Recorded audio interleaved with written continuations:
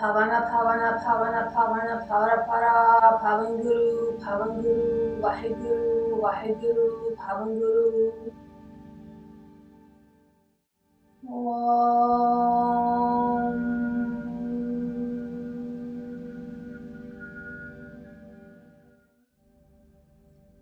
Namaste yogis.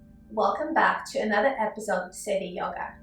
I started this episode with a mantra for a few reasons. Firstly, in the next 3 episodes, we're going to explore bandhas, also known as locks from Sanskrit, in depth. Secondly, I find that chanting a mantra that is relevant to your specific intention, in this case, bandhas, allows you to practice effortlessly and you feel more grounded and centered in your space. In yoga asana postures and pranayama breathwork exercises, we use bandhas, if not all the time, most of the time.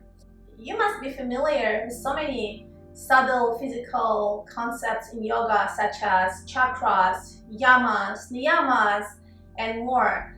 Now, unlike the subtle yogic physical concepts, bandhas or locks relate to specific parts of your body that you're able to observe.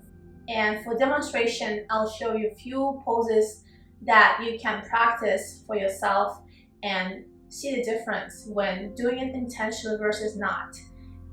So we'll do the conceptual part of the practice as well as the asana practice, where you can see for yourself the benefits of bandhas or locks. In the next 3 tutorials, we're going to review 3 bandhas in depth. The first bandha or lock is root lock or mula bandha. The second bandha is uddiyana or abdominal lock.